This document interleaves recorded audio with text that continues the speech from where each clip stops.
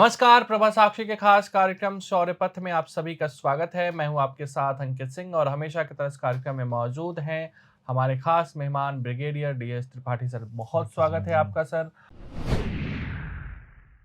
और चूंकि युद्ध वाला जो हलचल है वो लगातार जारी है, लेकिन ठीक है, हम लोग भारत में हैं और भारत में चूंकि चुनावी मौसम है तो सबका फोकस चुनाव पे है। बिल्कुल, फिर भी बिल्कुल। देश दुनिया में क्या कुछ हो रहा है और खास करके रन युद्ध वाली जो मैदान है वहाँ क्या चल रहे हैं, इसको लेकर हम आपसे बात करते हैं सर। और शुरुआत इजराइल और ईरान से ही करते हैं। चूंकि देखा जाए तो सर, इजराइल और ईरान के बीच भी अब कहीं ना कहीं एक तरीके से घोषित युद्ध नहीं है, लेकिन कहीं न कहीं बिल्कुल, वार पलटवार का दौर जारी जारी है। है।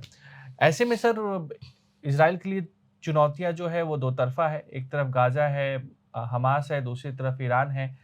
लेकिन सर, कहा जा रहा था कि जो मिडल ईस्ट है वहाँ तनाव बढ़ेगा, लेकिन ऐसा होता हुआ नहीं। दिखाई नहीं दे रहा है। बिल्कुल, बिल्कुल। जैसा लग रहा था, जैसे हम बार-बार आशंका ज़ाहिर करते हैं कि बहुत ज़्यादा तनाव हो जाएगा, ये हो सकता है, वो हो सकता है।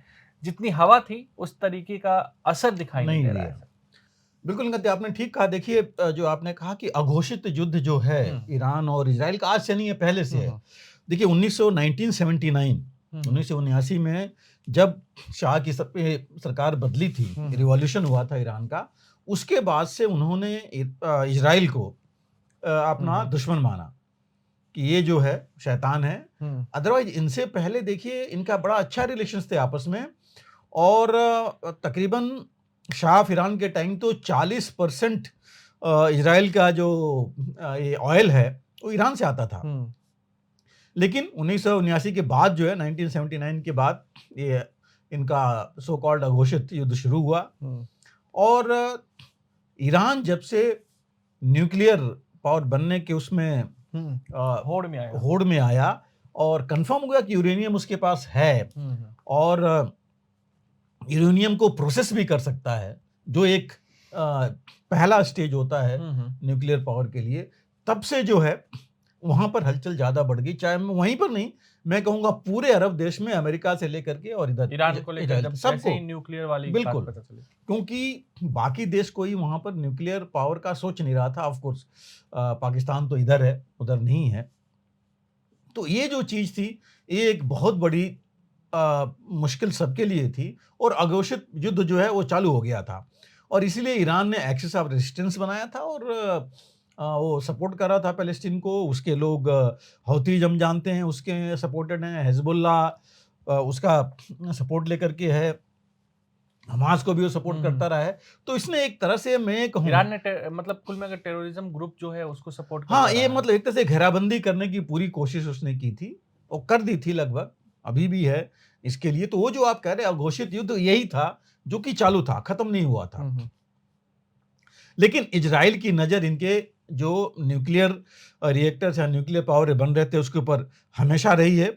और अभी लेटेस्ट हम ज़्यादा नहीं जाएँ, इसमें जो अभी लड़ाई चल रही है अक्टूबर 7 से, ईरान ने सपोर्ट किया है हमास को और उनके साथ है, इज़राइल के खिलाफ है।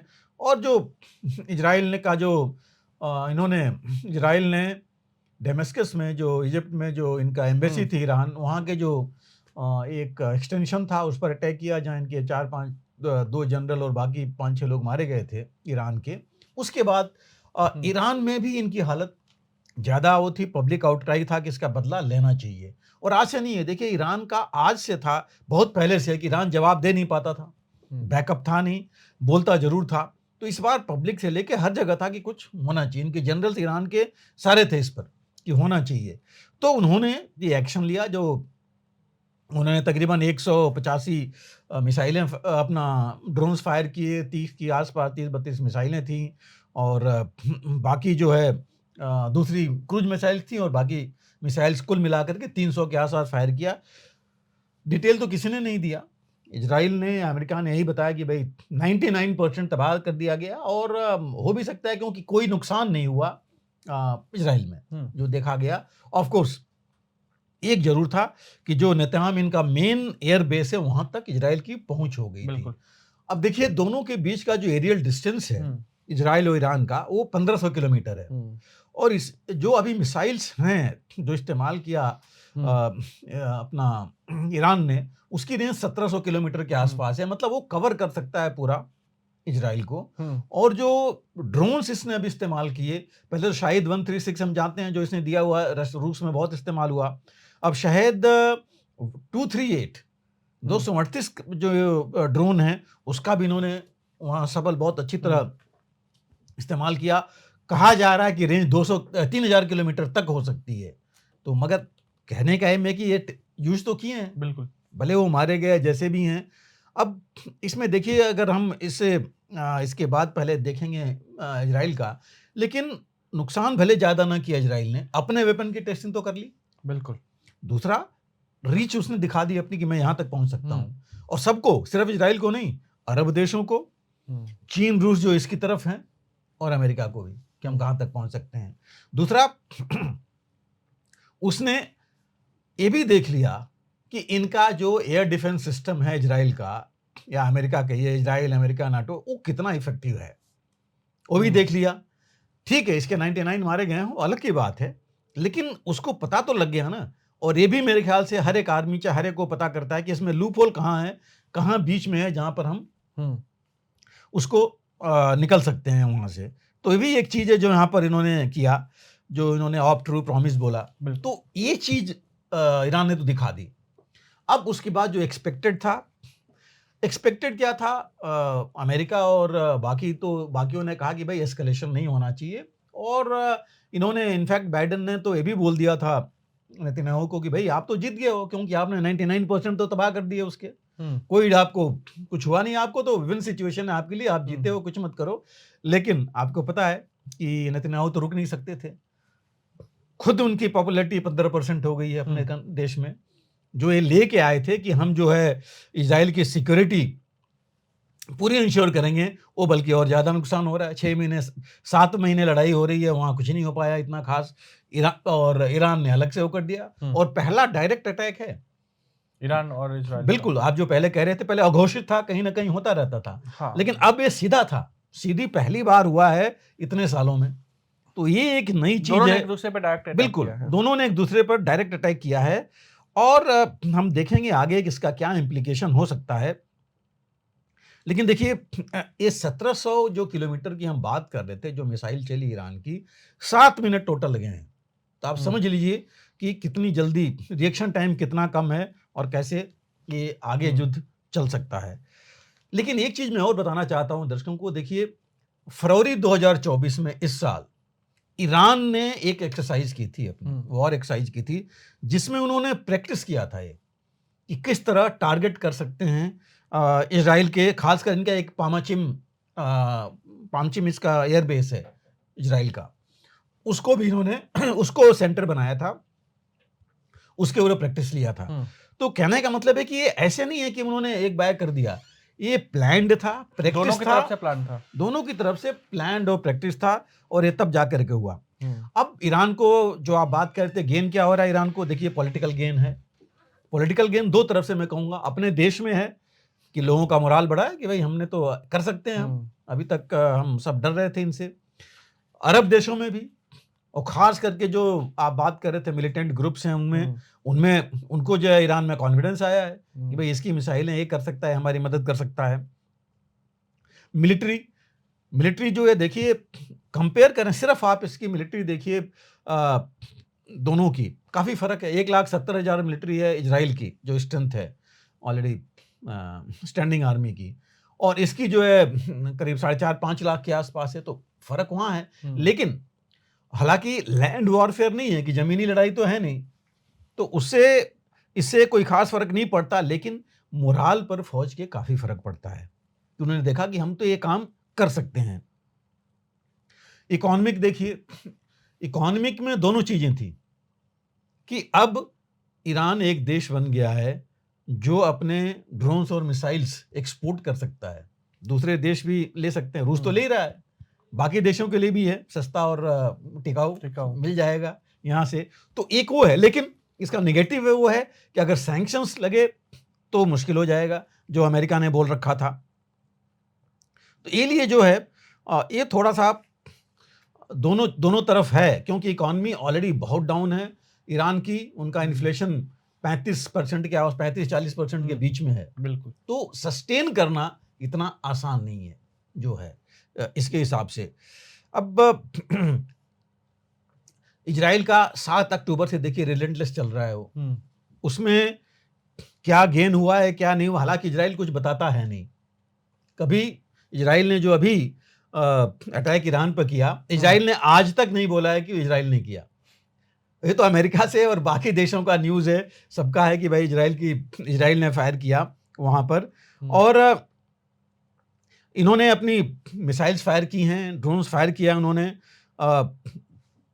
कितने एग्जैक्टली कौन से कितने किए कंफर्म तो ये नहीं हुआ है, लेकिन ये जरूर है कि इनकी मिसाइल्स जो इस्फादा वाला जो इनका एरिया है, मिलिट्री बेस है ईरान का, और उसके आसपास न्यूक्लियर रिएक्टर्स भी हैं इनके, तो वहाँ भी एक इन्होंने भेजा है, मतलब मिसाइल गई है और गिरी है वहाँ पर। हालांकि इन्होंने एक बहुत मेजर अचीवमेंट था कि S-300 जो एयर डिफेंस सिस्टम था, जहाँ जो रूस से ईरान को मिला है, वो इन्होंने डिस्ट्रॉय कर दिया। जबकि हालांकि रूस ने S-400 बना लिया है, भारत को भी दिया है S-400, और ज़्यादा वो है, लेकिन माना जाता था कि S-300 भी जल्दी नहीं है। हाँ जल्दी नहीं होता है, बट इन्होंने दिखा दिया है करके।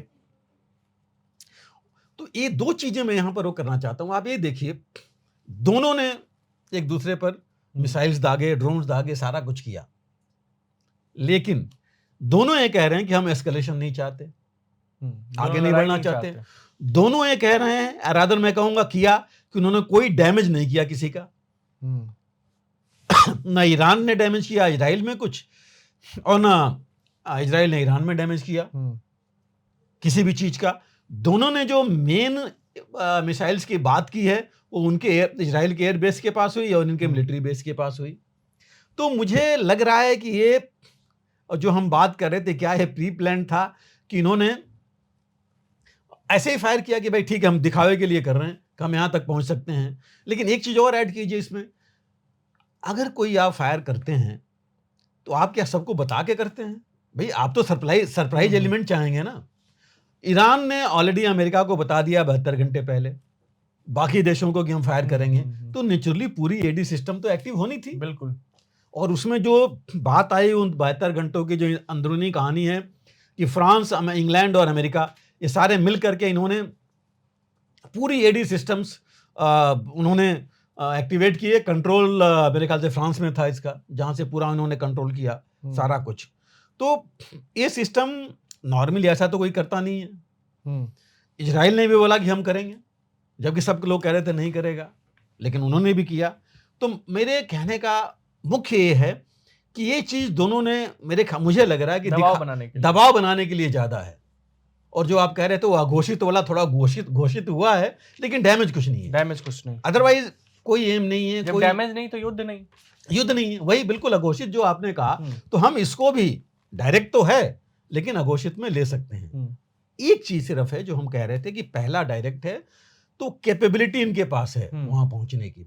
कितने घोषित युद्ध रहता तो फिर दोनों कहीं ना कहीं एक दूसरे पे भारी पड़ते, बिल्कुल नुकसान ज्यादा होता। देखिए उसमें एक चीज और है, अगर न्यूक्लियर रिएक्टर पर आप फायर करते हैं तो वो चीज रुकती तो नहीं ना, नहीं, वो काफी आगे बढ़ सकती थी।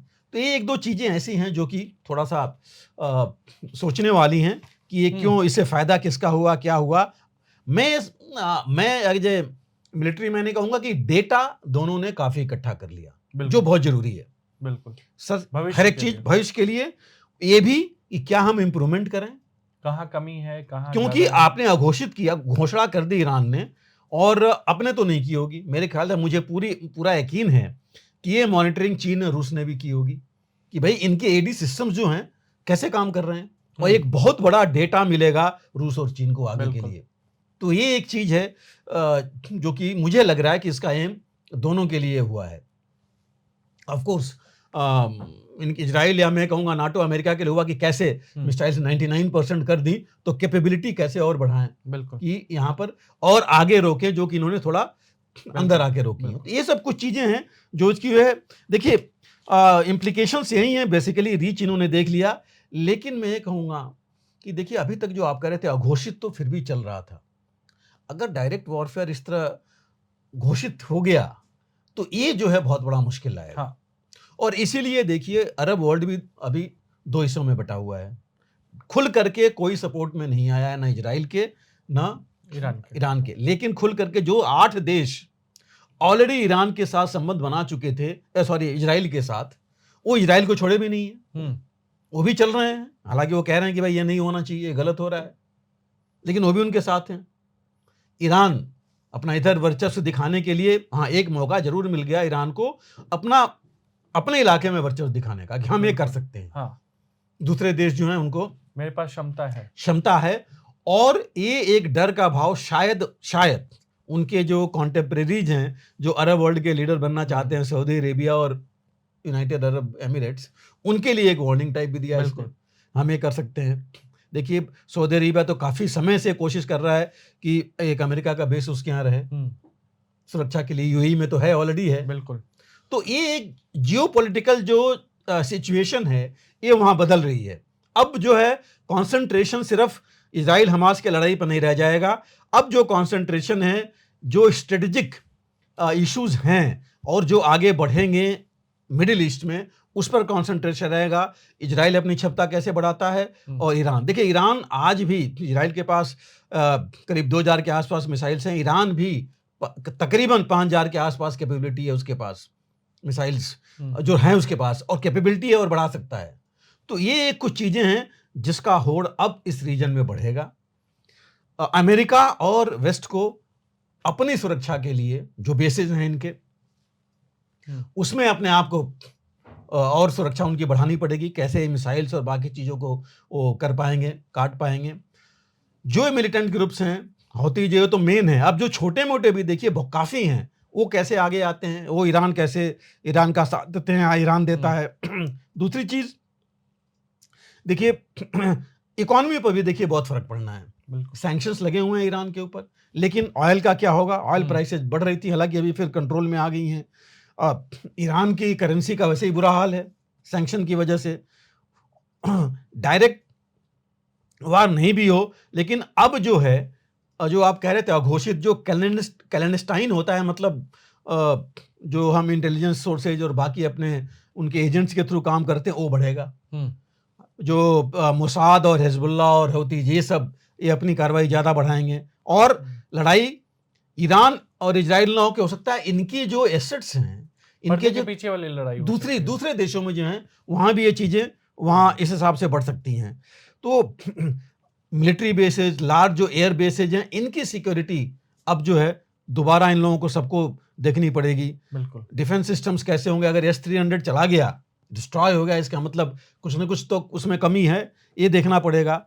और जो सरप्राइज एलिमेंट है, हो सकता है उससे 99% नहीं होते अगर ईरान ने नहीं बताया होता। बिल्कुल, वो भी एक चीज देखने वाली है। लेकिन डिस्ट्रॉय तो हुए, एक सिस्टम्स ने कर दिया, आयरन ड्रोम या लेजर बीम जो इनकी थी उसने तो कर ही दिया। तो ये जो चीजें हैं कुछ देखनी है। और ईरान जो है अब न्यूक्लियर बॉम्ब के नजदीक जाएगा, कैसे भी हो, सैंक्शंस के बावजूद वो पूरी कोशिश करेगा, न्यूक्लियर वॉर की तरफ बढ़ेगा। न्यूक्लियर, मैं कहता हूं कैपेबिलिटी की तरफ बढ़ेगा, कि वो कैपेबिलिटी किसी तरह हासिल करे। क्योंकि ऑलरेडी कहा जा रहा है कि इजराइल अघोषित न्यूक्लियर पावर है, 80 के आसपास उसके पास न्यूक्लियर वॉरहेड्स हैं। लेकिन कोई घोषणा, मैंने कहा कि इजराइल तो पहले भी नहीं करता और अभी भी नहीं करता है। चीन और रूस डायरेक्ट तो इसको न्यूक्लियर इसके प्लान में सपोर्ट करेंगे नहीं ईरान के, क्योंकि चीन और रूस दोनों नॉन प्रोलिफरेशन स्टेट्स हैं, नॉन प्रोलिफरेशन ट्रीटी, वो तो नहीं कर पाएंगे। तो बचा कौन? वो हम जानते हैं, चाहे वो नॉर्थ कोरिया हो, चाहे पाकिस्तान हो, कटोरा इन्हीं के उसमें है। तो ये जो कुछ चीज़ें हैं ईरान की तरफ हैं, लेकिन अमेरिका और वेस्ट की तरफ भी बहुत इंपॉर्टेंट हो है कि इजराइल को वो छोड़ नहीं सकते। जो कुछ और अरब देश हैं जिनको इससे डर है, थ्रेट है, बड़ी है ईरान से, उसके लिए भी सिक्योरिटी उनको मजबूत करना पड़ेगा। और अमेरिका ने बोला तो था वो सैंक्शंस लगाएंगे और ईरान पर, लेकिन लगाया नहीं उन्होंने, रीजन नहीं दे करके, डैमेज नहीं हुआ, कुछ खास ऐसी चीज़ें नहीं हुई। लेकिन ये जो जियो स्ट्रेटेजिक, ये जो रणनीतिक वहाँ का माहौल है, वो जरूर बदल गया है। बिल्कुल। और चूंकि सर हम लोग इजराइल की बात कर रहे हैं तो इसी से जुड़ा हुआ एक और प्रश्न है, चूंकि इजराइल अभी भी एग्रेसिव है खास करके गाजा और हमास को लेकर, और उसकी जो कुछ कार्रवाइयां हैं उसको अमेरिका भी अब पचा नहीं पा रहा है। और खास करके जहाँ तक मानवीय सहायता की बात है तो वहाँ भी इजराइल की आलोचना हो रही है, इजराइल के व्यवहार की आलोचना हो रही है, और ना सिर्फ अमेरिका बल्कि वेस्ट पूरी दुनिया कर रही है, इस बिल्कुल मुद्दे पर एक साथ खड़ा हुआ है। ऐसे में समाचार ये भी है कि अमेरिका इजरायली सेना की एक बटालियन पर सैंक्शन भी लगाने जा रहा है, लेकिन खबर ये भी है कि वह कहीं ना कहीं वित्तीय सहायता भी और सैन्य सहायता भी देने की घोषणा कर सकता है। तो एक अमेरिका दो यानी डबल रोल में कैसे दिखाई दे सकता है एक जगह? नहीं, बिल्कुल ठीक कहा अंकित आपने। देखिए आज जो हालत है दोनों जगह, आप अमेरिका का खुद ले लीजिए, अमेरिका नाराज तो है, और मैं कहूँगा अमेरिका ही नहीं, उनके प्रेसिडेंट जो बाइडेन नाराज हैं नेतन्याहू से पूरा, और 3-4 चीज़ों पर। देखिए ह्यूमैनिटेरियन जो आपने मानवीय बोला, बहुत मानवीय त्रासदी है, सभी यूएनओ से लेके सभी बोलते आ रहे हैं कितना बुरा हाल है। कुछ लोग तो ये कह रहे हैं कि भूख को, हंगर को एक हथियार बना दिया है नेतन्याहू ने, लोग मरे जा रहे हैं। वहाँ देखिए फोटोज कैसे आ रहे हैं लोगों की, जो बाकी जगह आ रही हैं, सिविलियन कैजुअल्टीज राफा में खास करके, बाकी जगहों पर। दूसरा जो है, अभी देखिए लेटेस्ट जो आया है कि गाजा में जो ग्रेव्स कुछ जो उन्होंने अल-शफाइल वाले एरिया में खुदाई की है, मास ग्रेव्स, मतलब लोग वहाँ मतलब दर्जनों क्या सैकड़ों के हिसाब से वहाँ से दफन हुए हैं, जो कि उस तरह से है। वो भी चीज़ एक निगेटिव है जिसको ऑलरेडी उनके नेतन्याहू के खिलाफ जा रही है, और जो बाइडन ने भी इसके बारे में बोला है कि ये जो है बहुत डिस्टर्बिंग न्यूज़ है, ऐसा होना नहीं चाहिए। सीज फायर जो बातें चल रही हैं वो भी आगे नहीं बढ़ रही हैं, और इनकी भी हट है नेतन्याहू की, इस आफ्टर अगर गाजा पर हो जाता है कब्जा तो कौन वहाँ गाजा का रूल करेगा। वो चाहते नहीं है कि हमास करे या कोई पैलेस्टीनियंस वो करें, वो चाहते हैं कि पूरा कब्जा भरे, कोई भी गवर्नमेंट बने, कब्जा जो है इस पर इनका इजराइल का होना चाहिए। एक वो भी ब्लॉक है जो जिसकी वजह से रुका हुआ है। और सबसे बड़ी बात देखिए, आज हालत क्या, अमेरिका में इलेक्शंस होने वाले हैं, और वहाँ देखिए पब्लिक डिमॉन्स्ट्रेशंस कितने ज़्यादा हो रहे हैं इसके विरुद्ध में। कोलंबिया यूनिवर्सिटी देखिए, और भी बाकी यूनिवर्सिटीज़ हैं, सड़कों पर लोग उतर आए हैं। वेस्ट में, बाकी कंट्रीज में भी यही हाल है। और कहा तो ये जा रहा है, मैं एक जगह रिपोर्ट देख रहा था कि सिर्फ 38% लोग कह रहे हैं कि जो इजराइल कर रहा है ठीक है, एक्सेप्टेबल है, जबकि पहले 58% तक कहते थे कुछ महीने पहले, और तकरीबन 34% कहने की नहीं, अनएक्सेप्टेबल है, ये नहीं करना चाहिए लड़ाई में इस तरह की, जिस तरह की कार्रवाई वहाँ पर हो रही है मानवीय से लेकर के बाकी जो है। तो ये जो चीज़ें हैं ये काफ़ी खिलाफ हैं अमेरिका में नेतन्याहू के, और जो बाइडेन नाराज हैं। नेतन्याहू की खुद की रेटिंग देखिए डाउन है, 15% से भी कम है उनकी रेटिंग। और जो इन्होंने क्लेम किया था कि हम जो है गारंटी करेंगे इजराइल की सिक्योरिटी, 7 महीने हो रहे हैं अभी तक कोई गारंटी नहीं हुई, चले ही जा रहे हैं, हॉस्टेजेस वापस नहीं आए हैं। तो और इसके अलावा इनकी पब्लिक भी अब कह रही है कि बस बहुत हो गया, बंद करो इजराइल में। इनके जो राइट विंगर्स जो इनके वो हैं गवर्नमेंट में हैं, वो कह रहे हैं कि ये तो जो आपने अभी अटैक किया ईरान पर, वो तो कुछ भी नहीं है, वो तो इन्होंने बोला कि पागलों की तरह अटैक करना चाहिए था, उसका पता लगे कि इजराइल के ऊपर कोई अटैक करेगा तो हम कितने पागल हो जाएंगे, ऐसी कार्रवाई करेंगे। तो ये खुद भी वहाँ प्रॉब्लम चल रही है, हमास को ये कंट्रोल कर नहीं पाए, हौतीस को कर नहीं पाए, हिजबुल्लाह को कर नहीं पाए, वो अटैक्स किए जा रहे हैं, उनकी चली जा रही है। तो कितने फ्रंट इजराइल के खुल जाएंगे, और ज़्यादा खुल जाएंगे तो इनके लिए बहुत मुश्किल हो जाएगा। तो इसलिए जो है, और देखिए सबसे बड़ी बात, आज तक इजराइल को लोग इसलिए मानते थे कि इजराइल की जितनी भी लड़ाई हुई थी, 1967 लीजिए, 72 लीजिए, सारे शॉर्ट वॉर्स थे, 6 दिन 13 दिन 15 दिन, मतलब ऐसी लड़ाइयाँ चली थी। तो लोग सब ये सोचते थे कि बहुत जल्दी खत्म हो जाएगा, लेकिन देखिए अब ये चलती जा रही है। तो ये सारी चीज़ें ऐसी हैं जो कि एक वातावरण ऐसा बन गया है जो कि इनके खिलाफ जा रहा है नेतन्याहू के। दूसरी जो आप बात करते हैं कि इनके बटालियन के खिलाफ सैंक्शंस लगाएगा अमेरिका, बेसिकली इनकी एक नेजा यहूदा बटालियन है। अब ये बटालियन जो जिसे कहते हैं कट्टर जो ज्यूज हैं उनकी बटालियन है, और ये बना ही था इसलिए कि वो कट्टर हैं तो अपनी चीज़ें भी करेंगे, रिलीजियस चीज़ें, और आप जानते हैं वो कठोर होंगे तो कार्रवाई भी ऐसी होगी। और ये फ्लैश पॉइंट ये हुआ था कि इस बटालियन को गाजा, गोलन हाइट्स, कभी कभी वेस्ट बैंक में रखते थे लोग, और वहाँ पर इनके खिलाफ बहुत रिपोर्ट आती थी कि ये बहुत जो है HR वायलेशन करते थे। और 2022 में एक पैलेस्टीनियन था जो अमेरिकन सिटीजन था, 78 साल का, वो इनकी निगरानी में मारा गया। तो उसके लेकर के काफ़ी सालों से अमेरिका में नाराज़गी थी।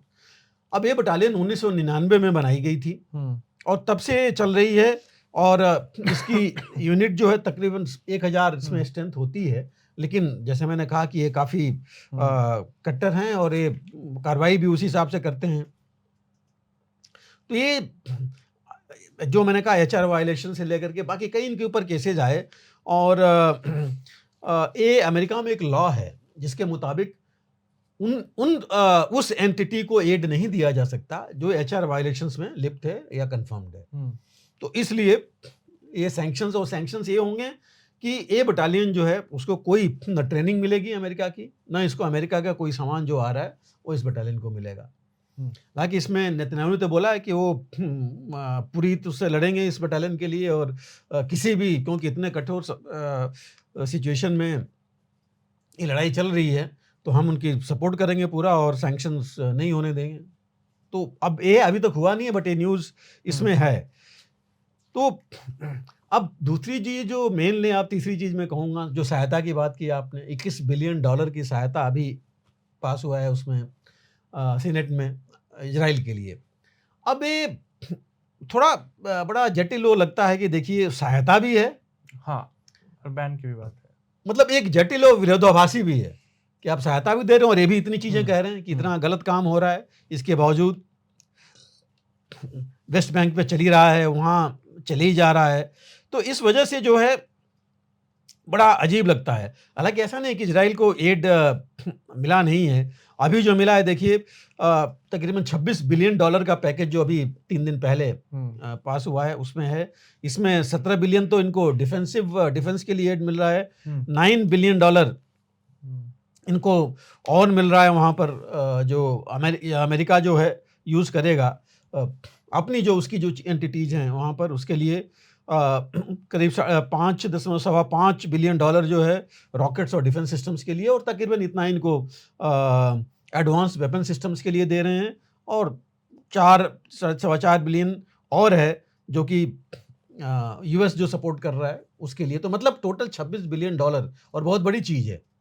हालांकि हमेशा इजराइल को $3 बिलियन डॉलर पर ईयर का सपोर्ट तो अमेरिका देता रहा है, लेकिन ये एक बहुत बड़ी चीज़ है, खास करके जो बातें हमने देखी उसके मद्देनज़र, उसको देखते हुए। तो ये एक चीज़ें हैं। एक चीज़ मैं आपको और बताऊं, देखिए इजराइल ना तो नाटो का मेंबर है, नाटो का मेंबर नहीं है। इजराइल और अमेरिका में कोई ऐसा डिफेंस पैक्ट नहीं है बना हुआ कि हम एक दूसरे की मदद करेंगे, क्या करें, मतलब जो नॉर्मल पैक्ट एक दूसरे को बनाते हैं कि एक अटैक दूसरे पर अटैक होगा जो नाटो में है, ऐसा कोई पैक्ट भी नहीं है। लेकिन ये एक दूसरे की सपोर्ट करते रहे हैं। अभी देखिए जो बाइडन ने बोला है कि आयरन फिस्ट सपोर्ट देंगे, मतलब हर तरह का सपोर्ट देंगे।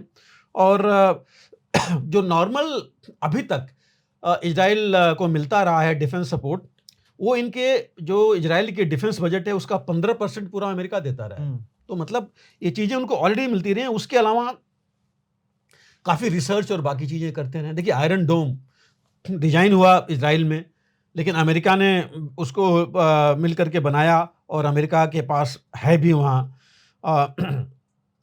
$500 मिलियन एड जो है US इजराइल को नॉर्मल डिफेंस प्रोग्राम्स के लिए देता रहा है, और जो रिसर्च के लिए भी तकरीबन उतना ही $500 मिलियन उसको मिलता रहा है।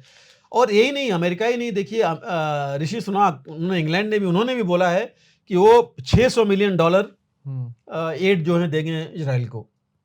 तो इजराइल को काफ़ी कुछ वहाँ से मिल रहा है। और एक और चीज़ मैं यहाँ ध्यान बताना चाहूँगा दर्शकों को कि देखिए अमेरिका जब एड देता है इजराइल को तो एक और चीज़ का ध्यान रखता है, वो है QME, क्वांटिटेटिव मिलिट्री एज। मतलब कि इजराइल को वो एज बना रहे बाकी जितने देश हैं। तो अगर अमेरिका लेट्स से अरब देशों को, बाकी देशों को जो भी एड देता है उससे थोड़ा ज़्यादा अपग्रेडेड सिस्टम्स या एड इसको देता है कि सो दैट इसका जो एज है QME का क्वांटिटेटिव मिलिट्री एज इजराइल का बना रहे, जो बाकी मिडिल ईस्ट कंट्रीज हैं उनसे दबदबा बना रहे और ये ऊपर रहे उस हिसाब से।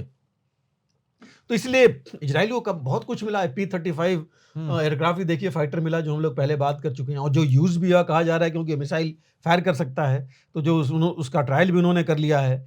तो इससे फर्क ये पड़ेगा कि इजराइल की जिसे कहते हैं मोर टीथ, मतलब उसको और ज्यादा फोर्स पावर मिल जाएगा उसको लिए अपना आगे बढ़ने के लिए, क्योंकि वहां भी कुछ कमी हो रही थी गोला बारूद, ड्रोन्स और मिसाइल्स की, और डिफेंसिव और ऑफेंसिव दोनों वेपन्स सिस्टम्स, क्योंकि इसमें देखिए $5.25 बिलियन उसके लिए भी थे। तो ये वेपन्स जो है ये ले सकता है, अपने डिफेंसिव और ऑफेंसिव दोनों वेपन्स ले सकता है, डिप्लॉय कर सकता है। एडी सिस्टम्स और अपनी एडी मजबूत कर सकता है, जो अर्ली वार्निंग है वो भी अपनी मजबूत कर सकता है। और जैसे मैं कह रहा था कि देखिए नॉर्मल जो यूएस का एड होता था इजराइल को, $3.8 बिलियन का मिलिट्री एड हमेशा होता था, बट इस बार काफ़ी बढ़ के, तो इससे काफ़ी फर्क पड़ेगा। और हालांकि जैसे हम बात कर रहे थे कि सभी जगह से क्रिटिसिज्म हुई है इनकी नेतन्याहू की, लेकिन फिर भी अमेरिका के पास और कोई चारा नहीं था, क्योंकि मदद उन्हें करनी थी और वो दबदबा अपना वहाँ बनाए रखना था। और एक ये भी मैं ऐड कर दूं कि देखिए नेतन्याहू वैसे भी टू नेशन थ्योरी जो अमेरिका ऑलरेडी कह चुका है, वेस्ट कह चुका है कि फिलिस्तीन एक अलग स्टेट होना चाहिए, वो टू नेशन थ्योरी को नेतन्याहू नहीं मानते। और अभी देखिए जब यूनाइटेड नेशंस में पिछले हफ्ते जब वहाँ पर बात उठी थी इस पर, तो ऑलरेडी अमेरिका ने वीटो कर दिया था इस पर, टू नेशन थ्योरी के ऊपर। तो ये चीज़ इजराइल के ही पक्ष में है, लेकिन अमेरिका चाहता है टू नेशन थ्योरी। और अब इससे फर्क क्या पड़ेगा, हालांकि कुछ देखिए लोग, आवाज़ उठी है अमेरिका में, वो कह रहे हैं कि इजराइल को हम इतना पैसा क्यों दें, इजराइल के पास तो ऑलरेडी इतना पैसा है, उसकी इकोनॉमी से हर एक चीज़ उसकी काफ़ी ज़्यादा है, तो हम क्यों इतना ज़्यादा दे रहे हैं। बट अमेरिका को देना पड़ेगा, वही जो बात हो रही थी, अपनी दबदबा कायम रखने के लिए। लेकिन इजराइल के पास तो फोर्स बढ़ी जाएगा, उसकी हिम्मत बढ़ेगी, मोराल बढ़ेगा, रीच बढ़ेगा। और रिस्ट्रेन मतलब इतना आने के बाद हो सकता है ईरान फिर वही हिम्मत नहीं करे, दोबारा वो करे, क्योंकि उसको पता है कि अब होगा तो प्रॉब्लम हो सकती है। इसीलिए जो हमने कहा कि वो न्यूक्लियर उसमें ऑप्शन में जाने की कोशिश करेगा कि हमें मिले। लेकिन एक चीज़ जरूर होगी, मैं दोबारा आऊँगा, जो आपने पहले कहा था अघोषित युद्ध, उसकी आशंका ज़्यादा बढ़ेगी, क्योंकि अगर पता लग जाएगा ईरान को कि वो इजराइल कितना पावरफुल और हो चुका है, तो शायद वो अघोषित युद्ध की तरफ ज़्यादा जाए। और हाँ, एक दूसरे के ऊपर रेस्ट्रेन करें। जो हम कह रहे थे कि ये मिडिल ईस्ट में कुछ नहीं हुआ, वो होगा भी नहीं, क्योंकि कई देश ऐसे हैं जो नहीं चाहते हैं। जब तक पूरा समर्थन नहीं मिलेगा ईरान को, तब तक वो अकेले कुछ नहीं कर सकता। सिर्फ रूस चीन को अघोषित समर्थन से वो अपने आप कर नहीं सकता ये सब चीज़ें। तो ये एक चीज़ है जो इसमें जाती है। और मुझे लगता नहीं कि वॉर जो कहा जा रहा था कि तीसरा विश्व युद्ध होगा, आगे बढ़ेगा, वो चीज़ नहीं जा रहा है, उसमें नहीं जाएगा। लेकिन अब सभी देश वहां पर कैपेबिलिटी बढ़ाएंगे, बिल्कुल स्ट्रेटेजिक पोजीशन, जो रणनीतिक वहां की सिचुएशन है वो बदल चुकी है। हर एक देश आप देखिएगा अब जो है वो हथियार अपने बचाव के लिए रखना चाहेंगे, या किसी न किसी के साथ, अमेरिका है किसी न किसी के साथ जाना चाहेंगे। और ये जो लड़ाई है अघोषित, ये अब लंबी चलेगी, ये अघोषित चलता रहेगा। और इवन जो ये हमास के साथ चल रहा है भी, हम लोग पहले से कह रहे हैं, इतनी जल्दी ये भी समाप्त नहीं होगा। सर लगता है कि जो जेलेंस्की है उनके बयान को अमेरिका ने सुन लिया है, उनके दर्द को अमेरिका ने सुन लिया है, तभी तो अमेरिका अब एक बार फिर से मदद का ऐलान किया हुआ है। इससे अब रूस और यूक्रेन का जो युद्ध है उस पर कितना असर पड़ेगा? अंकित देखिए, इसमें आपने सही कहा, 6 महीने से इस पर चल रहा था, और बार बार बोल भी रहे थे ना कि हम जेलेंस्की भी हैं, रो हम भी करके, हैं। हाँ, रो करके, मतलब उनके आंसू मतलब अब सूख गए थे कि भाई क्या करें। और इन 6 महीनों में देखिए उनका लॉस बहुत हुआ, 2-2, 3-3 शहर, अद्विका से लेके कितनी बखमूत, तदुका, ये सब ऐसे ऐसे मेन शहर चले गए। डोनेस्क में रूस और आगे बढ़ रहा है। रूस ने अपनी फ्रंट लाइन बहुत मजबूत कर ली है कि उसको जैसे कहते हैं कि छेदना भेद करना मुश्किल हो गया है। तो ये तो चीज़ें है। इनफैक्ट अभी देखिए यूक्रेन के नेशनल गार्ड के कमांडर ने ये बोला है कि रूस जो है ये प्रिपेयर कर रहा है, प्लान कर रहा है समर ऑफेंसिव का और खार्किव पर अटैक करने का। खार्किव जो है तीसरी सबसे बड़ी सिटी है और यूक्रेन की मेन इंडस्ट्रियल बेस है, मिलिट्री एंड इंडस्ट्रियल बेस है। वो अगर चला गया हाथ में तो यूक्रेन का जो कहते हैं ना बैकबोन, वो टूट जाएगा वहाँ पर। और अभी है कितनी दूर, सिर्फ 20 किलोमीटर दूर है। अरे कहने के लिए 20 किलोमीटर भी लगता है बहुत नज़दीक है, लेकिन जब लड़ाई होती है तो 1 किलोमीटर भी जाना इतना आसान नहीं होता। लेकिन ये है, मतलब उसके रीच में तो पहुंच ही गया है। रूस, इनके जितना इंफ्रास्ट्रक्चर है, लॉजिस्टिक सेंटर्स हैं, वेपन स्टोर्स हैं, वहाँ पर अटैक किए जा रहा है, एनर्जी सेंटर्स पर अटैक किए जा रहा है। तो ये बहुत मुश्किल हो गया है इनके लिए, जेलेंस्की के लिए। अभी उसने परसों ओडेसा पोर्ट पे अटैक किया ड्रोन से रूस ने, जिसमें 16 उन्होंने किया और 2 इस्कंदर मिसाइल्स में, और काफ़ी डैमेज हुआ वहाँ। हालांकि यूक्रेन ने भी कुछ उन्होंने मेरिपोल में जो कब्जा किया हुआ है रूस ने, वहाँ मिसाइलें दागी ड्रोन से, 4 आदमी वहाँ भी मरे हैं, लेकिन वो छोटा मोटा है। तो ये कुछ चीज़ें ऐसी हैं। लेकिन साथ साथ देखिए यूक्रेन में उनके एग्रीकल्चर मिनिस्टर के अगेंस्ट करप्शन चार्जेस, रूस में भी डिप्टी डिफेंस मिनिस्टर के अगेंस्ट ये चार्जेज हैं। लेकिन असली जो बात है कि रूस ईस्टर्न यूक्रेन में लगातार आगे बढ़ता जा रहा है, वो सबसे बड़ी चीज़ है। एक बोल्डेविका टाउन है छोटा, जो उसने कैप्चर कर लिया। हालांकि यूक्रेन नहीं मान रहा है, बट रूस ने 3 दिन पहले डिक्लेयर कर दिया कि वो उनके कब्जे में आ गया है। एक नोवोमेदिका करके विलेज है, 5 किलोमीटर है, वो उसने कब्जा कर लिया। तो ऐसे करके वो आगे बढ़ रहा है। और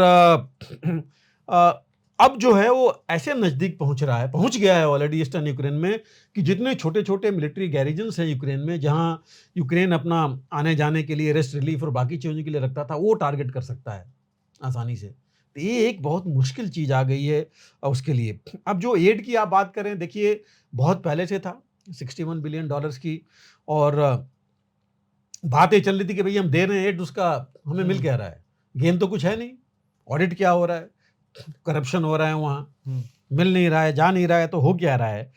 अब जो एड मिला है, एक बात थोड़ा देखना जरूरी है इसको, कि $23 बिलियन वो मिला है तकरीबन उनको यूएस वेपन्स खरीदने के लिए, और जो $11 बिलियन है वो मिलिट्री ऑपरेशंस जो हैं वो रीजन में कर सकते हैं अपने।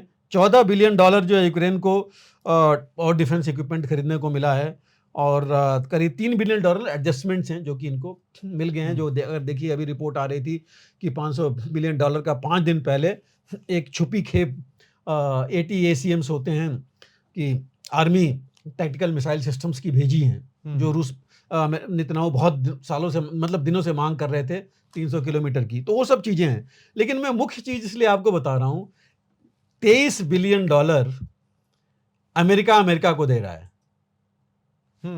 वेपन खरीदने वाले अमेरिका के वेपन्स वहां जा रहे हैं। तो अमेरिका को भी दे रहा है। एक्चुअली देखा जाए तो उसको कितना मिल रहा है, फिर उसको जो $14 बिलियन मिले हैं कि और डिफेंस इक्विपमेंट ले, और किससे लेगा, जो बाकी यूरोपियन कंट्रीज हैं उनसे लेगा। 37 आप देखिए ऐसे चले गए, 3-4 तो मैंने कहा जो पहले ऑलरेडी मिल चुके हैं उसको एडजस्ट हो गए, तो 40-42 तो इसको तो इन्होंने मिला है $11 बिलियन। उसमें से भी कई ऐसे हैं जो डायरेक्टली खर्च नहीं कर सकते। तो जो भी एड मिल रहा है मैक्सिमम तो देखिए इन्हीं के पास वापस जा रहा है। तो अब वो लोग कहें कि उसने $61 बिलियन दे दिया, वो तो मुझे नहीं लगता कि बहुत बड़ी चीज। हाँ, सामान आएगा, लेकिन कब आएगा ये बहुत बड़ी बात है।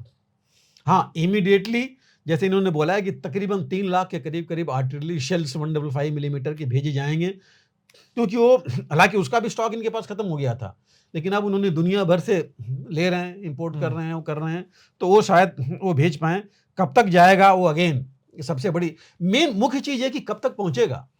अगर समर ऑफेंसिव अभी शुरू हो जाती है तो कब तक पहुँचेगा। हालांकि रूस ने तो पहले ही बोल दिया है कि इससे कोई फर्क नहीं पड़ने वाला। उसने कहा कि जहाँ इनके स्टोर्स होंगे, जहाँ ये नाटो के स्टोर्स इनके पास आएंगे, हम उसको टारगेट करेंगे। तो ये जो है मुख्य चीज यही है कि आएंगे कब। देखिए F-16 1 साल हो गए इनको बोले हुए, अभी तक कुछ आया नहीं उनके पास।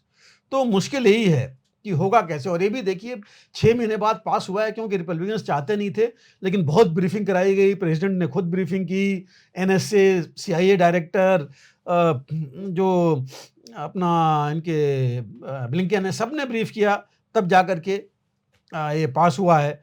अब रिक्वायरमेंट यूक्रेन की जो है सबसे अर्जेंट, सबसे जल्दी जो रिक्वायरमेंट है वो है आर्टिलरी शेल्स की, रॉकेट्स की और एयर डिफेंस की। क्योंकि इनके गन्स तो हैं, लेकिन गन्स फायर नहीं कर पा रही हैं, एम्युनिशन नहीं है। इनके पास रॉकेट्स सिस्टम्स हैं, एम्युनिशन नहीं है। इनके पास एयर डिफेंस के लिए नहीं है, ड्रोन्स और उसके फाइटर्स आए जा रहे हैं, मिसाइल्स आए जा रही हैं, उसका कुछ कर नहीं पा रहे हैं। तो बहुत दिनों से पैट्रियट मिसाइल भी मांग रहे थे, लेकिन पैट्रियट मिसाइल अभी भी कंफर्म नहीं हुई है कि आ रही है कि नहीं आ रही है इनके पास। तो मुख्य चीज़ ये है कि आएगा कैसे, और इतना आसान भी नहीं है। देखिए प्रोडक्शन, मान लीजिए प्रोडक्शन कुछ किया उन्होंने, प्रोडक्शन, उसकी लॉजिस्टिक्स, यहाँ से आना, सप्लाईज आना, कुछ ट्रेनिंग, पहुँचना, उसका फिर कहाँ स्टोर करेंगे, बैटल फील्ड में कब ले जाएंगे। तो ये कुछ चीज़ें हैं जो काफ़ी मायने रखती हैं, लेकिन फिर भी कुछ फ़र्क तो पड़ा है। जेलेंस्की तो काफ़ी खुश हुए हैं उन्होंने, और जो उन्होंने मेन चीज़ जो कही है कि टाइम टू एक्ट है, अब हमें काम करना है रूस को हराने के लिए। क्योंकि ये बोल चुके थे कि रूस अगर आ गया हमारे बॉर्डर पर तो पूरा नाटो को ही कब्जे में ले लेगा, जो चीज़ नाटो, यूरोपियन यूनियन सबसे ज़्यादा डर है उनको। तो ये जो चीज़ लेकर के ये चल रहे हैं कि इससे फ़र्क पड़ेगा। जो मैंने कहा अभी, जो एडवांस्ड टैक्टिकल मिसाइल सिस्टम है, जो 300 किलोमीटर का रेंज है, जो बहुत इंपॉर्टेंट रेंज के लिए वो ये मांग कर रहे थे। तो ये चीज़ें आएंगी, लेकिन कब तक आएंगी, ये एक मुख्य चीज़ है। बट एक और चीज़ मैं ऐड करना चाहूँगा, ये आ भी जाएंगी। यूक्रेन के पास आज की तारीख में मैन पावर की बहुत कमी है इनके फौज में। अभी हम लोगों ने बात किया था पिछली बार कि इन्होंने एक लॉ पास किया है कि जितने 21 से लेके 18 से लेके 60 वर्ष के लोग हैं, चाहे बाहर भी हैं, वो वापस आएंगे और एनरोल करेंगे, लिस्ट करेंगे अपने आप को। तो ये जो है बड़ा एक मुश्किल है कि आ भी गया तो कैसे ये वहाँ पर मैन पावर पूरा करेंगे। रिपोर्ट आई थी कि बाहर का मैन पावर भाड़े के सैनिक ले रहे हैं, जैसे कुछ पाए गए थे उनके यहाँ नेपालीज और चेचन्स और कुछ और लोग ऐसे मिले थे उस वहाँ पर उनके यहाँ। ट्रेन करना है, वेपन सिर्फ आ जाना नहीं, वेपन यूज़ करने का कॉन्सेप्ट, कैसे कहाँ क्या यूज़ करें, ये कोई चीज़ करनी पड़ेगी। तो ये जो चीज़ें हैं थोड़ा मुश्किल लग रही हैं कि इतनी जल्दी बढ़त मिल जाए, मैं नहीं कहूँगा, क्योंकि रूस भी अपनी पोजीशन बहुत स्ट्रांग कर चुका है और जल्दी उसको हटाना मुश्किल है। हाँ, सिर्फ ये हो सकता है कि रूस के अंदर कुछ और डैमेज ये कर सकते हैं, थोड़ा और अंदर जा करके, लेकिन पूरी तरह हटा देंगे वो तो मुझे मुश्किल लग रहा है, हरा देंगे ये चीज़ अब नहीं हो सकती। और जो रूस ने तो ऑलरेडी बोल दिया है कि इस एड से कोई फर्क नहीं पड़ने होगा, बल्कि रूस ने कहा है इससे यूक्रेन के लोग और मारे जाएंगे, क्योंकि रिटेलिएशन होगा और उनको ये फर्क पड़ेगा। जो बाइडेन ने हालांकि कहा है कि यूक्रेन को हम इसलिए दे रहे हैं कि Ukraine has the will and skill to fight, उनका कहना है जो बाइडेन का। लेकिन वो हम देख चुके हैं कि अभी विल भी डाउन हो गई थी, स्किल की भी जरूरत है, स्किलफुल मैन नहीं है, आदमी नहीं है उनके पास। तो दोनों चीज़ें, इनफैक्ट हथियार भी चाहिए, विल भी चाहिए और स्किल भी चाहिए। तो विल हो सकता है थोड़ा सा मोराल बढ़ेगा, लेकिन कितना आगे बढ़ पाएंगे, रिक्लेम कर सकेंगे, वो तो मुश्किल लग रहा है। ये जरूर है कि रूस ने देखिए अपना वेपन प्रोडक्शन 3 से 4 गुना बढ़ा दिया था पिछले 1 साल में ऑलरेडी। तो उसने तो स्टॉक पाइल कर रखी है, उसने नॉर्थ कोरिया से भी ले रहा है, वो चीन से भी कुछ सामान ले रहा है। अमेरिका ने अभी फिर बोला है कि चीन जो है उसे कुछ ऐसे पार्ट दे रहा है जो कि कहने के लिए तो नॉर्मल सैंक्शंस के उसमें है, सैंक्शंस उस पर नहीं है, लेकिन वो इस्तेमाल होते हैं इसमें मिसाइल्स में। तो ये कुछ चीज़ें हैं जो कि इस पर बात चले। और आज ही मेरे ख्याल से एंटनी ब्लिंकन जो इनके फॉरेन मिनिस्टर सेक्रेटरी हैं अमेरिका के, वो गए हैं चीन में। तो ये सब बातें वहाँ होंगी, लेकिन इसके होने से जो शांति वाली बातचीत चल रही थी वो लग रहा है उस पर थोड़ा विराम लगेगा, क्योंकि अगर ज़ेलेंस्की इस्तेमाल करना शुरू कर देंगे इन हथियारों को तो रिटेलिएशन रूस का भी होगा, बिल्कुल, तो वो चीज़ थोड़ी कम होगी। थोड़ी और ये जो हथियारों की वजह से होड़ और बढ़ेगी और लड़ाई नुकसान ज़्यादा होगा। और जीत और हार वाली जो चीज़ है वो मुझे लगता नहीं कि उसमें कुछ खास बदलाव या फ़र्क आएगा। सर, एक और लगातार तनाव है, युद्ध है, इज़राइल घिरा हुआ भी है। ऐसे में उसके राष्ट्रपति सीधे पाकिस्तान दौरे पर आ जाते हैं। इसका क्या असर होने वाला है? क्योंकि पाकिस्तान की भी स्थिति अच्छी नहीं है। ईरान के अगर राष्ट्रपति पाकिस्तान पहुँचते हैं, तो उसको हम ख़ास करके भारत या बाकी विश्व के अन्य देश इसको कैसे देख सकते हैं? अंकित देखिए, बिल्कुल सही आपने देखिए बैकग्राउंड अगर आप हम देखें तो बैकग्राउंड मीन्स कि देखिए 22 और 24 कल ही गए हैं वापस, 3 दिन के दौरे पर आए। एक तरह से मैं तो कहूँगा अचानक ही दौरा था। जो कहा यह गया कि बायलैटरल टाइज के बारे में ये कुछ कैबिनेट मिनिस्टर्स इनके आए थे, एक बड़ा बिजनेस डेलीगेशन भी आया था, और उसके बाद ये मिले किससे, president, prime minister, army chief, और उसके बाद के लाहौर और कराची भी ये गए हैं। और पिछले 8 सालों में 2016 के बाद ये पहले ईरान के राष्ट्रपति हैं जो पाकिस्तान में आए हैं। 8 साल तक और कोई नहीं आया था इसमें। और थोड़ा बैकग्राउंड की जो हम बात कर रहे हैं, देखिए हुआ क्या था, 16 जनवरी को पहले इनके बीच में मनमुटाव था मिलिटेंट्स को लेकर के। हाँ, वो हम लोग लगातार बात भी कर रहे हैं। बिल्कुल, हमने काफ़ी एक्सप्लेन किया था इनके बारे में पूरी बैकग्राउंड बता करके। तो 16 जनवरी को इसने मिसाइल्स दागी थी ईरान ने पाकिस्तान के अंदर, और 18 बलूचिस्तान का जो एरिया था उसमें। और उसके बाद 18 तारीख को पाकिस्तान ने इनके यहाँ दागी थी मिसाइलें, जिसमें इन्होंने कहा कि बलूच मिलिटेंट्स को टारगेट कर रहे हैं। तो ये चीज़ें इनके यहाँ हुई थी। इसी बीच में अगर आपको याद होगा, चीन के फॉरेन मिनिस्टर पाकिस्तान भी गए थे और ईरान से इन लोगों को बोला था आपस में बात करने के लिए कि ये चीज़ आगे नहीं बढ़े। तनाव तो खैर हो ही गया था, बट इन्होंने भी बाद में बोला था कि हाँ, एक दूसरे को जो है हम एक साथ कॉर्डियल रिलेशंस बना के रहना चाहते हैं। लेकिन जब इतनी चीज़ हो जाती है तो कॉर्डियलिटी तो कहीं ना कहीं गायब ही रहती है, इतनी जल्दी तो होती नहीं है। अब ईरान की दूसरी है कि ईरान पाकिस्तान तो बड़े छोटे स्केल पर हुआ था, उधर ईरान और इजराइल के बीच में भी काफ़ी कुछ हो गया है। ईरान पर सैंक्शंस लगे हुए हैं, लेकिन ईरान के साथ रूस और चीन भी है। चीन का पाकिस्तान से भी संबंध है, ईरान के साथ भी उसका संबंध है। मिडिल ईस्ट में अगर आप बात करें इंक्लूडिंग टर्की, तो वहाँ अरब देशों की, अरब वर्ल्ड की लीडरशिप की भी काफ़ी वहाँ जो आजमाइश होती रहती है।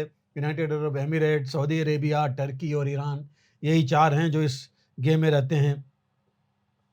तो ये जो है अभी जो जिस तरह से आए हैं, जो कहा यह जा रहा है कि संबंध सुधारने, मुझे लगता है कि सिर्फ संबंध सुधारने की बात थी। हालांकि प्रेसिडेंट का आना बहुत नॉर्मल चीज़ नहीं है। इकोनॉमिक टाइज और बाकी की जो बात कर रहे हैं, और मिलिट्री या सिक्योरिटी की भी बात आई है, तो मैं उस एंगल पर ज़्यादा मुझे लगता है कि जोर है, सिक्योरिटी और मिलिट्री वाले जो एंगल है उसके ऊपर। क्योंकि इनको भी पता है, देखिए पाकिस्तान की खुद की अंदरूनी हालत जो है कितनी बुरी है। पाकिस्तान की इकोनॉमी कितना बुरा हाल है, लोगों के पास खाने पीने की चीज़ें नहीं हैं, लोन लिए जा रहा है उसको, और उसको अपनी जो है ज़रूरतें पूरी नहीं कर पा रहा है। तो ये जो है भारत और अफगानिस्तान के साथ देखिए क्या हालात हो रखे हैं, ईरान के साथ ही क्या थे। तो नेचुरली पाकिस्तान को भी लगा कि ठीक है, चलिए संबंध किसी एक के साथ तो ठीक रहें कि ये हालत नहीं हो। तो ये हुआ, लेकिन ना ईरान को भी देखिए इकोनॉमिक प्रॉब्लम तो है। इन्फ्लेशन 40% के आसपास अगर घूम रहा है, 35 से 40% के बीच में, और उसका ऑयल, तेल के खरीदार नहीं मिल रहे हैं। तो एक ऑयल पाइपलाइन जो काफ़ी सालों से इनके बीच में चलनी थी, वो भी प्रोग्रेस नहीं कर पाई है बॉर्डर एरिया में। ये जो बातचीत इन्होंने की है, ऑयल पर, इकोनॉमी पर, एनर्जी पर भी बातचीत की। एनर्जी में बेसिकली देखिए अभी भी जो बॉर्डर एरियाज हैं ईरान और पाकिस्तान का बलूचिस्तान और बाकी एरियाज में बिजली की सप्लाई अभी भी ईरान से ही आती है। ये चीज़ें हैं, इन्होंने कुछ मार्केट्स और वहाँ बॉर्डर एरियाज में करने के लिए किए कि वो बहुत नेग्लेक्टेड एरियाज हैं दोनों तरफ से। तो वही एक चीज़ इनकी आई होगी वहाँ पर बात करने के लिए। और ईरान ने ऑलरेडी बोला है कि भाई हम डिप्लोमेसी से बात करें और आगे बढ़ें। तो इन्होंने एक किया तो है 8 बायलैटरल एग्रीमेंट, 8 एग्रीमेंट इन्होंने साइन किया है वहाँ पर, जिसमें एक स्पेशल इकोनॉमिक जोन का भी एग्रीमेंट है, cooperation in veterinary animal health, judicial support in civil cases और सिक्योरिटी मैटर्स लिखा हुआ है कि सिक्योरिटी मैटर्स में भी इन्होंने बातचीत की है।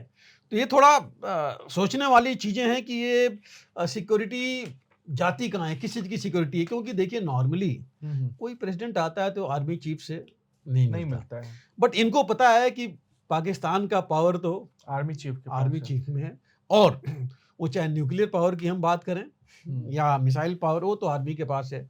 तो उसके लिए बहुत ज़रूरी था इनको कि ईरान उनसे बात करता कि कैसे, क्योंकि जो हालत अभी हो रखी है ईरान की अपने जगह पर, मतलब अरब वर्ल्ड में इजराइल से या अमेरिका की वजह से, तो वो जल्दी से जल्दी फिराक में है कि न्यूक्लियर टेक्नोलॉजी हासिल कर ले। और ब्लैक मार्केटिंग न्यूक्लियर टेक्नोलॉजी की आप जानते हैं कि पाकिस्तान में होती रही है और अभी भी है। यूरेनियम ऑलरेडी ईरान के पास है, जबकि यूरेनियम की माइंस उसके पास नहीं है, लेकिन आया है, उसके पास है। तो वो चाहता है कि ये चीज़ें उसके पास वो इसके लिए कि आगे बढ़े।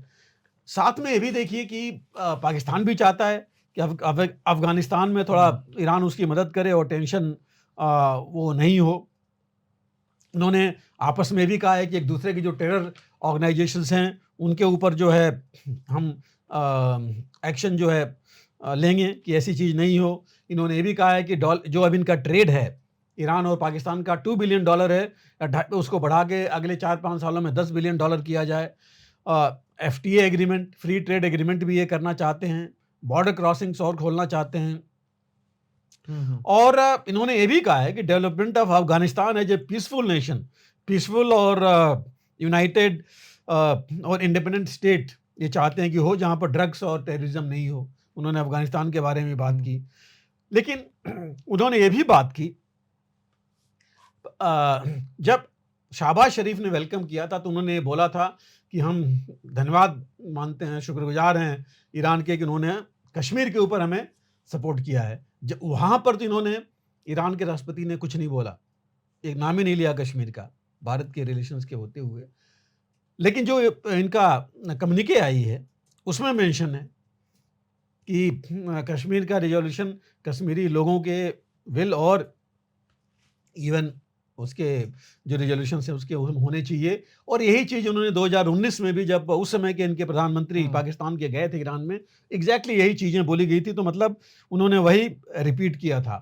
तो कोई बहुत बड़ी क्रेडिबिलिटी नहीं दूंगा मैं इसकी इनको, बट एक चीज़ मैं कहना चाहूँगा आपसे कि देखिए पाकिस्तान तो गए, लेकिन इनको जिस तरह का रिसेप्शन मिलना चाहिए था वो नहीं मिला। अब इनको जब गए, उतरे वहाँ नूर खान एयरबेस पर, तो इनको रिसीव करने के लिए इनके एक मिनिस्टर आए थे, इनके minister for housing and works, वो इन्होंने इनको रिसीव किया था। और जो बाकी लोग थे उन्होंने इग्नोर किया, बाकी कोई वो नहीं किया इनको। और जबकि 2016 में जो हम बात कर रहे थे कि 8 साल के बाद आए हैं, 8 साल पहले जब इनके प्रेसिडेंट आए थे तो दोनों पाकिस्तान के प्राइम मिनिस्टर और प्रेसिडेंट दोनों जाके उनको रिसीव किए थे। तो ये एक चीज़ है जो कि बहुत बड़ा, मैं नहीं कहूँगा कि इन्होंने कुछ अचीव किया इतना ज़्यादा। और जो लग रहा है रिलेशंस जो चाहते हैं कि थोड़ा नॉर्मलाइज हों, ये बेसिकली मिलिटेंसी के ही हैं। बट क्या मिलिटेंसी रुक पाएगी? क्या पाकिस्तान रोक देगा? ईरान भले कुछ करे, लेकिन मुझे लगता नहीं कि पाकिस्तान के जो हालात हैं उस हिसाब से मिलिटेंसी वहाँ रुक पाएगी।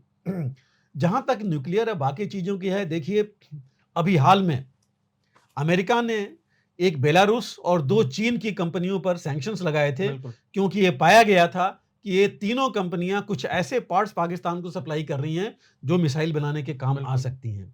इससे पहले अगर आपको याद होगा, फरवरी में हम्म, भारत के भी फौज ने सी में, समुद्र में एक चीन का जहाज रोका था, जिसमें लगा था कि कुछ सामान ऐसा है, वो जहाज पाकिस्तान जा रहा था जिसमें कि कुछ ऐसे मटेरियल जा रहे हैं जो इस्तेमाल हो सकते हैं बिल्कुल। इसके न्यूक्लियर और मिसाइल टेक्नोलॉजी में। तो ये भी साथ में है। और इसके साथ ही इस विजिट के ऊपर अमेरिका ने पूरी वार्निंग इनको दे दी है। पाकिस्तान को जो डिप्टी स्पोक्स पर्सन है मिस्टर पटेल व्हाइट हाउस के, उन्होंने बड़ा साफ बोला है। उन्होंने बोला है कि अगर पाकिस्तान कोई मदद करता है सैंक्शंस के खिलाफ जा करके ईरान की, तो पाकिस्तान खुद सैंक्शंस पाकिस्तान के ऊपर लगेंगे। तो उन्होंने बड़ा साफ बोला है कि ये जो है वो कोऑर्डिनेटेड एक्शंस लेंगे किसी के ऊपर जो कि ये न्यूक्लियर पावर की प्रोलिफरेशन करेगा। तो इसका मतलब देखिए, जो मैं शुरू से कह रहा हूं कि मेन एम इनका बाकी नहीं था, मेन एम था न्यूक्लियर टेक्नोलॉजी हासिल करने के लिए। और उसके पास इनके पास पैसे हैं उस कटोरे में डालने के लिए जो पाकिस्तान बिल्कुल कटोरा खुला हुआ है वो। लेकिन इम्प्लीकेशन देखिए, हम पहले भी बात कर रहे थे कि पूरी आप अरब की और साउथ एशिया की जो स्ट्रेटेजिक सिचुएशन है, रणनीतिक जो स्थिति है, जो वस्तु स्थिति मैं कहूँगा वो बदल रही है, बिल्कुल पहले जैसी नहीं है। और इसके लिए अब ऐसी हालत हो गई है कि हर एक आदमी अपनी सिक्योरिटी चाहता है, बिल्कुल किसी भी तरह। और सबसे पहले लोग अब भागना चाहते हैं न्यूक्लियर वॉरहेड्स के लिए, कि वही एक है जो किसी को डरा सकता है। तो ये एक प्राइम चीज बन गई जो कि बड़ी मुश्किल होगी अब आगे देखना कि कैसे इसको रोका जाए। हालांकि देखिए, पहले भी ईरान ने जो है इसने बोल रखा था कि कभी ओपन नहीं किया, बट सबको पता है कि वो चाहता है न्यूक्लियर वॉरहेड। उसको पता है कि जब वो ले लेंगे तो हम जो है एज इट इज एक बन जाएंगे पावर यहाँ पर। और पाकिस्तान अपने आप को बोलता था कि हमारे पास इस्लामिक बॉम्ब है, इस्लामिक बॉम्ब भी लेकर के वो चले थे। तो बनाने के लिए जो कहते हैं उन्होंने बना लिया है। तो ये जो सिचुएशन है थोड़ा बदलेगा, बिल्कुल, क्योंकि अगर चीन का भी इस पर हाथ है, चीन डायरेक्टली सपोर्ट कर नहीं सकता ईरान को, क्योंकि नॉन प्रोलिफरेशन ट्रीटी जो है दोनों का चीन और रशिया वो करते हैं, तो वो कुछ नहीं कर सकते, कोई मदद नहीं कर सकते इसमें। तो ये पाकिस्तान और ईरान जो है और नज़दीक आने का एक मुख्य मकसद जो मुझे लग रहा है वो एक है न्यूक्लियर है। और पाकिस्तान पैसे चाहता है, इन्वेस्टमेंट चाहता है, बट भारत के ऊपर भी कुछ इसका फर्क पड़ेगा। भारत का संबंध देखिए ईरान से बहुत अच्छा था, है रादर मैं अच्छा था क्या है आते जाते, और कई चीजें इनसे होती रही हैं। लेकिन क्या ये इक्वेशन जो है वो बदल रहा है? कि जिस तरह पाकिस्तान की विजिट है, जिस तरह इन्होंने अपने फाइनल कम्युनिके में कश्मीर का नाम लिया जो पहले नहीं करते थे, तो वो एक बदलाव सा लग रहा है कि एक बदलाव यहाँ हो सकता है। चाबहार का देखिए वो प्रोजेक्ट टेक ऑफ नहीं हो रहा है।